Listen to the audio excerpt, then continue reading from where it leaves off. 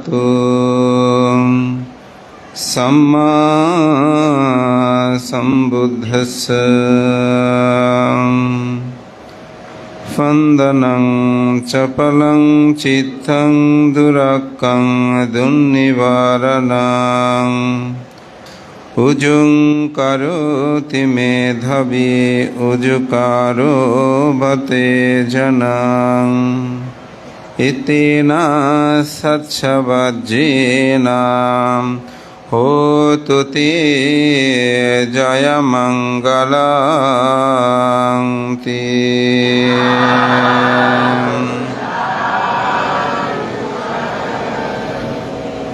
চঞ্চল, অস্থির, দুর্নিবার চিত্তকে যারা ধীমান পণ্ডিত তারা স্বরনির্মিত তীরের ফলার মতো চিত্তকে উজু করেন। আজ এতক্ষণ পর্যন্ত আমাদের রাহুল স্থবির সে চিত্ত সম্পর্কে আপনাদেরকে ধর্মদান করেছেন। মহাকারণিক তথাগত বুদ্ধ ধর্ম দর্শনে তিনটি দ্বারের কথা বলা হয়েছে।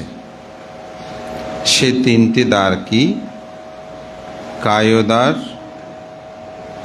বাক্যদ্বার এবং মনদ্বার। এই ত্রিধারে মানুষ কুশল করে অর্থাৎ ভালো কাজ করে, এই ত্রিধারে মানুষ অকুশল কাজ, খারাপ কাজ করে। এই তিনটি কর্মই আমাদের জীবনের নিয়ন্তা। তো চিত্ত সম্পর্কে যখন কথা বলছে আমার একটা কথা মনে পড়ল। আমাদের পরম শ্রদ্ধেয় দশম সঙ্গরাজ, যিনি 21 পদক, স্বাধীনতা পদক, দুটি পদকে ভূষিত হয়েছেন, সেই পরম পুণ্যপুরুষ তিনি একবার কুমিল্লাতে এক বাড়িতে সঙ্গদানে তিনি দেশনা করছেন। কথাটা আমি একজন ভিক্ষুর কাছ থেকে শুনেছি। নিরুধানন্দ ভিক্ষু, তার জন্ম আবার কুমিল্লাতে। অবশ্য সে এখন চিবুর ত্যাগ করেছে। তো শ্রদ্ধেয় ভান্তে দেশনা যখন শুরু করলো তখন দেশনার প্রারম্ভে বলতে লাগলেন, চিত্ত খুব খারাপ, চিত্তের মতন এত খারাপ জগতে আর নাই। এই চিত্তই চুরি করে, এই চিত্তটা ডাকাতি করে, এই চিত্তের বহু অপকর্ম আমি দেখেছি। এই চিত্ত কারণে আমি অনেক দুঃখ পেয়েছি। এই চিত্ত আমাকে যে এত দুঃখ দিয়েছে এখানে আমি বর্ণনা করে শেষ করতে পারবো না। এখন ভান্তের এই দেশনা যখন চলতে শুরু করেছে তখন যিনি দাতা তিনি খুব লজ্জাবোধ করছিল। যিনি সঙ্গদানের আয়োজক উনি খুব লজ্জাবোধ করছিল যে ভান্তে কেন এই কথা বলছেন। ঠিক আছে, আমার দোষ থাকতে পারে, কিন্তু ভান্তে সবার সম্মুখে কেন এই কথা বলবেন? স্বাভাবিকভাবে না, যেহেতু ভান্তে বলতে চিত্ত খুব খারাপ, চিত্ত আমাকেও অনেক দুঃখ দিয়েছে, এই চিত্তের কারণে গ্রামবাসীও অনেক দুঃখ পেয়েছে। কিন্তু ব্রতী কেন এত উদ্বিগ্ন হয়ে পড়ল? কারণ ব্রতীর নাম ছিল চিত্তসিংহ। তো এখন ব্রতীর নাম যেহেতু চিত্তসিংহ, এখন সবাই অনেকেই মনে করেছে যে এই চিত্তের কথা বলছে। এর মধ্যে আবার চিত্তকে যারা পছন্দ করে না তারা সবাই খুব খুশি, বলে এতদিন এই ভান্তে একটা মনের মতো কাজ করতেছে, এই চিত্ত যে এত খারাপ এটা একেবারে ভান্তে সাহস আছে। ভান্তে কোথায় এসে একেবারে তার বাড়িতে সঙ্গদানে এসে একেবারে চিত্তকে ধুয়ে দিচ্ছে। তো দেশানা চলতে চলতে এখন ভানতে বলল যে আপনারা হয়তো অনেকে এখানে হাসতেছেন, অনেকে মন খারাপ করেছেন, অনেকেই খুশি হয়েছেন। কেন? আমি চিত্ত সম্পর্কে বলছিলাম। তো আজকের যিনি আয়োজক, এই চিত্তসিংহ সম্পর্কে আসলে আমি বলছি না, আমি আমাদের সবার মনের চিত্ত সম্পর্কে বলছিলাম। তা আজকে আমাদের রাহুল যখন চিত্ত সম্পর্কে বলছে, আমার এই গল্পটা মনে পড়ে গেল। তো আমাদের চিত্ত এটা খুব খারাপ। চিত্তই আমাদেরকে কি দেয়? দুঃখ দেয়। বান্দা বলছে চিত্ত আমাকে অনেক দুঃখ দিয়েছে। সবাই মনে করেছে এই চিত্ত সিংহই বান্দাকে দুঃখ দিয়েছে। তা আসলে চিত্ত সিংহ বান্দাকে দুঃখ দেয় নাই। আমাদের মনের যে চিত্ত, এই চিত্তকে বলা হয় মন, বিজ্ঞান, নাম, অন্তঃকরণ, হৃদয়, হার্ট, এগুলো সব হচ্ছে একত্ববোধক শব্দ। এই মনেই অর্থাৎ চিত্তই আমাদেরকে কি দেয়? দুঃখ দেয়, তাই না? চিত্ত আমাদেরকে দুঃখ দেয়। কিভাবে দুঃখ দেয়? চিত্ত দেখেন এটা চাই ওটা চাই, এই মনের আমরা কি করে দাসত্ব করি। মনের দাসত্ব করি বলেই, অর্থাৎ চিত্তের দাসত্ব করি বলেই আমরা দুঃখ পাই। চিত্তকে যেরকম বলবো চিত্ত সেরকম হয়। আমি একটা উদাহরণ দিই। এখানে এক বোতল কি আছে? পানি আছে না? তো যদি আপনাদেরকে বলি এখান থেকে একটু পানি খান, যার তৃষ্ণা হবে তিনি খাবেন, যার তৃষ্ণা নেই তিনি খাবেন না। যদি বলি যে এই পানিটা বুদ্ধের পা ধোয়া পানি, এখন এই পানি কেমন হবে? এই পানির ডিমান্ড বেড়ে যাবে না? সবাই বলো ভান্তা আমাকে একটু দেন, আমাকে একটু দেন। আর যদি বলি যে এই পানি বুদ্ধগয়া থেকে এনেছি, কোথায় থেকে? বুদ্ধগয়া থেকে এনেছি, কেমন হবে? আমি তো অবস্থা খারাপ, দুর্নাম হয়ে যাবে।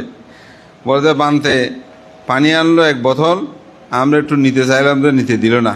হয়তো এটা নিয়ে একটু একটু মিস করে করে সবাই আপনারা পান করবেন, অথচ পানিটা একই পানি।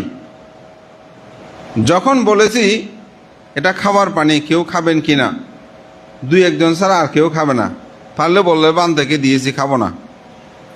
যখন বলেছি এখানে শেখমণি বুদ্ধের পা ধোয়া পানি, তখন দেখবেন কিছু মানুষ এখানে অগ্রসর হবে, বানতে দেন দেন।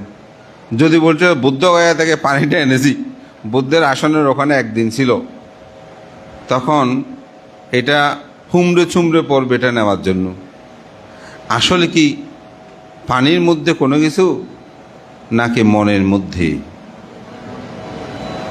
পানি তো সেম, কিন্তু আমি যখনই নামটা পরিবর্তন করছি, এই বোতল পানি যেগুলো, এগুলো মিনারেল ওয়াটার, বিশুদ্ধ পানি, এটা চাহিদার সংখ্যা কম। তারপর যখন বললাম সাক্ষ্যমণি বিহারের বুদ্ধের পা ধোয়া পানি, এটার সংখ্যা কিছুটা বাড়লো। যখন বললাম যে পবিত্র বুদ্ধগয়ায় সেখানে বজ্র আসন থেকে পানিগুলো এনেছি, তখন এটার ডিমান্ড বেড়ে গেল। তো পানি সব কিন্তু তিনটাই একরকম, কিন্তু মানুষের চাহিদা কেন বাড়লো? চিত্ত, মন। মনটা যখন মিনারেল ওয়াটার, এটার প্রতি আখের সাধারণ পানি, যখন বললাম পা ধোয়া পানি, তখন মানুষের সংখ্যা আরও কিছু বাড়লো। আর যখন বললাম যে এটা পবিত্র বুদ্ধগয়ার পানি, তখন মানুষ একেবারে হুমড়ে চুমড়ে পড়লো। বানতে আমার বোতলে এক ফোঁটা হলো দেন, বান্ধ হয়ে যাবে। এক ফোঁটা বাড়িতে গিয়ে সবাইকে খাওয়ানো শুরু করে দিয়েছেন, ঠিক না? তা আসলে পানিটার মধ্যেই কি পবিত্রতা, নাকি মনের মধ্যে পবিত্রতা? মনের মধ্যেই।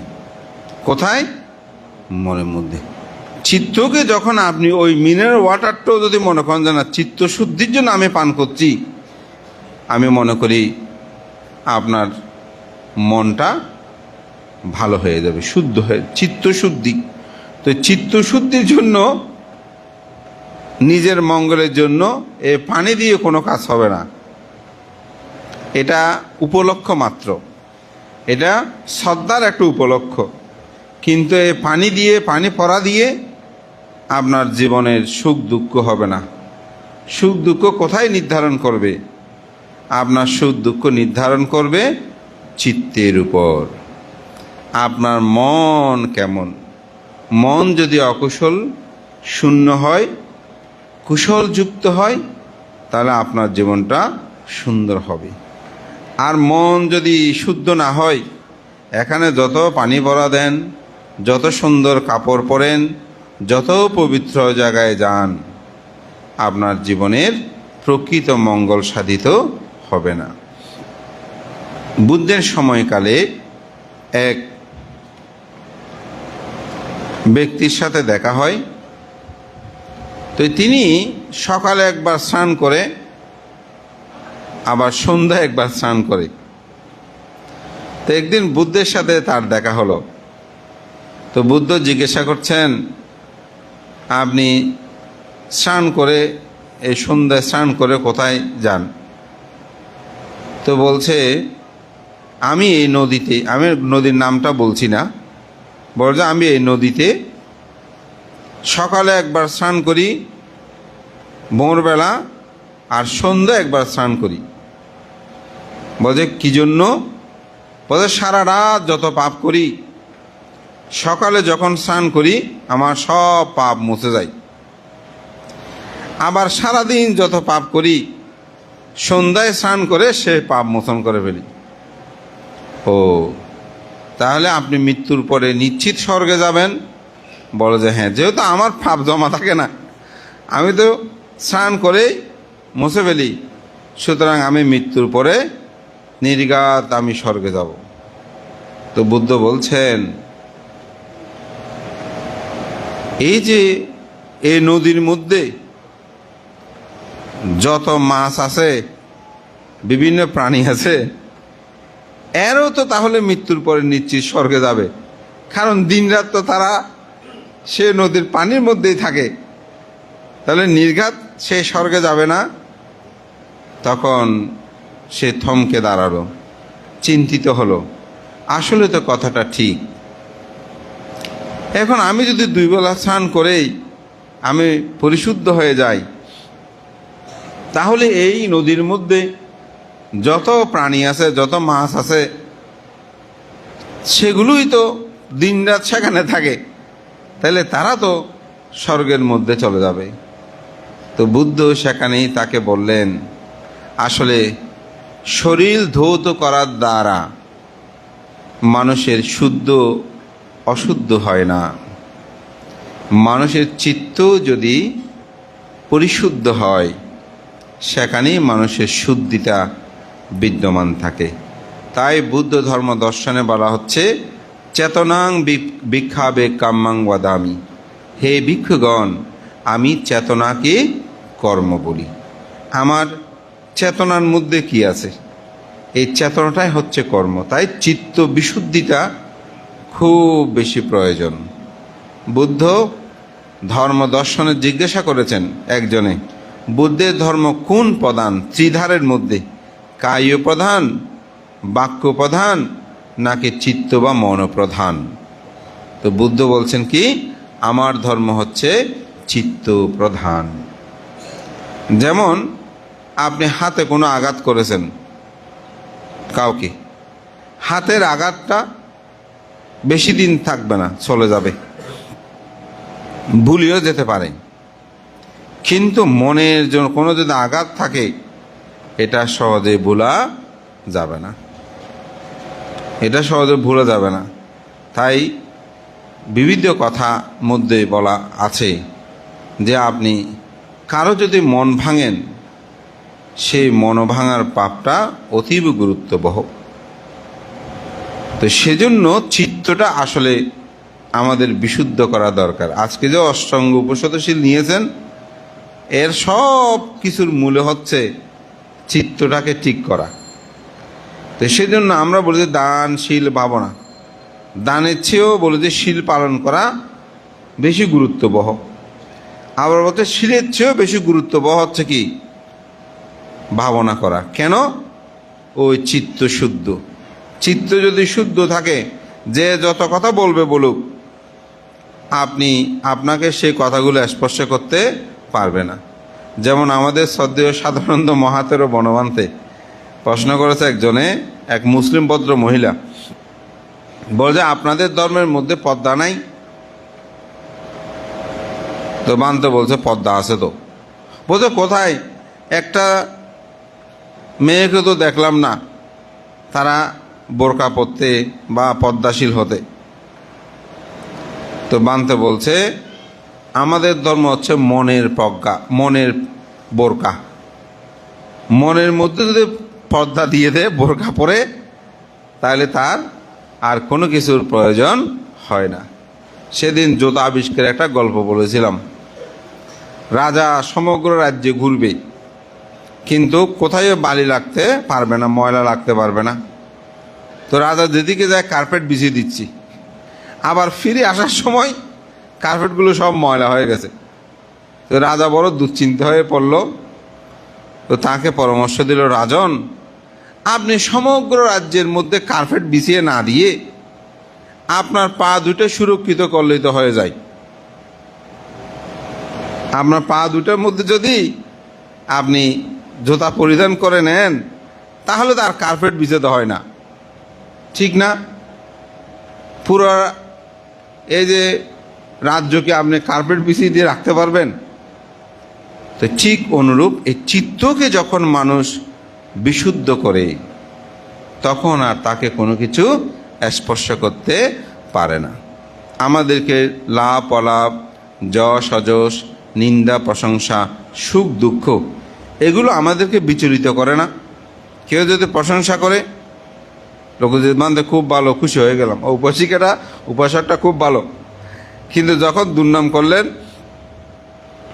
এই উপাসক এটা ঠিক নেই, উপাসিকা ঠিক নেই, ঠিক না? আপনাদেরকে যদি বলি এই উপাসিকা খুব ভালো, দানবীর, খুশি। যদি বলতে এই উপাসক কৃপণ, মানতে শুধু দান খুঁজে দেখতে পারে না, ঠিক না? আমাদের চিত্ত কি হয়? চঞ্চল হয়। অনেকে আছে দান করেছে, বানতে দেখছেন আমি এত দান ধর্ম করলাম, বানতে একটু আমার নামটা বলেছে, দুঃখ। দুঃখ না? দুঃখ। আর যে ব্যক্তি আমার নাম বলুক না বলুক, আমার কথা প্রশংসা করুক না করুক, এগুলোতে কোনো কিছুতে নাই, উনি ওনার ন্যায় সত্য পথে বিদ্যমান, তাহলে তাকে কি এই অষ্টলোক ধর্ম স্পর্শ করতে পারবে? পারবে না। আপনাদের শহীদবাড়ির ভগবান চন্দ্র মস্তবীরের জন্মজয়ন্তী অনুষ্ঠান হচ্ছে। আমাদের প্রফেসর অধ্যক্ষ জ্যোৎস্না বিকাশ বাবুর ওনার একটা আর্টিকেলে ভান্তে সম্পর্কে সেখানে একটা মন্তব্য করেছে। তো ভগবান চন্দ্র মস্তবীর কেমন ছিলেন, এটা আমাদের এখানে তালুকদার আছে, ওনারা কিছু জানেন, বা শহীদবাড়ির রাঙ্গুনিয়া যারা, তারা বেশি জানবেন। অসাধারণ পুণ্যপুরুষ ছিলেন। এখনও সুখবিলাস গ্রাম ওনার জন্ম, ওনার একটা মূর্তি তৈরি করা আছে, প্রতিবিম্ব আছে ওখানে। এখনও অনেক মুসলিমরা পর্যন্ত পানি দিয়ে আসে, ওনারা বলে যে পানি পড়া গেলে ভালো হয়ে যায়, এই ধরনের অনেক কিছু এখনও জনস্রোত আছে। তো ভগবান চন্দ্র মস্তবীরের যখন জন্ম জয়ন্তীতে বিবিধ মানুষ উপকরণ দিচ্ছে, এই ওনার দিকে তাকিয়ে থেকে জ্যোৎস্না বিকাশ বাবু একটি আর্টিকেলে তিনি লিখেছেন যে পুণ্যবান মহাপুরুষকে বহুজনে বহুবিধ দ্রব্য দিয়ে পূজা করছিল। আমি লক্ষ্য করলাম নীরবে, এই উপকরণগুলোর প্রতি তার কোনো আকর্ষণও নাই, যেন বিকর্ষণও নাই। তিনি নীরবে নিবৃত্তে সবার সম্মানগুলো গ্রহণ করার আছে গ্রহণ করছেন, কিন্তু তাতে তার মুখমণ্ডলে প্রকাশিত হচ্ছিল না তিনি এগুলো পেয়ে যে আনন্দিত হচ্ছেন অথবা নিরন্দিত হচ্ছেন। কেমন আপনি চিন্তা করেন, বিচলিত নাই।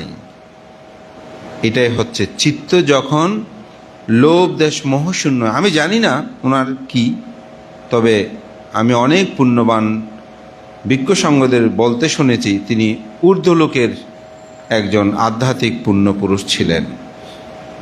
হয়তো কোনো মার্গ জ্ঞানের কোনো জায়গায় তিনি উপনীত হতে পারেন, আমি তো অন্তর্যামী নই। তো সেজন্য বলছি, এই চিত্ত যখন শুদ্ধ হয়, বিশুদ্ধ হয়, তখন কে কি বলে, কার কথা কি, এগুলো তিনি চিন্তা করে না। অনেকে মন্দ বললে তিনি বললেন, বলেছে কি হয়েছে, এগুলো বাক্য উড়ে যায়। এরকম আমরা অনেক উদাহরণ বুদ্ধের জীবন দর্শনে এবং তার শ্রাবক সঙ্গের মধ্যে দেখতে পাই। তো সেজন্য চিত্তকে সুন্দর রাখবেন, চিত্তটাকে ভালো রাখবেন, চিত্তের মধ্যে লোভ দেশ মোহ শূন্য করার জন্য চেষ্টা করবেন। যারা ধীমান পণ্ডিত তারাই এই চিত্তকে উজো করেন, সুজো করেন। মহান সঙ্গকে বন্দনা জানিয়ে আমাদের রাহুল আস্তবীর যেহেতু চিত্ত নিয়ে বলেছেন, আমিও আজকে এই চিত্ত নিয়ে একটু দেশনা করলাম। তো আজকেও আপনারা অষ্টাঙ্গ উপশীল গ্রহণে এই অন্তর্জগতের মধ্যে চিত্তকে, এটিকে ধারণ করে প্রতিপালন করুন, এই প্রত্যয় ব্যর্থ করে আমার সংক্ষিপ্ত ধর্মকথা এখানে শেষ করছি। জগতের সকল প্রাণী সুখী হোক।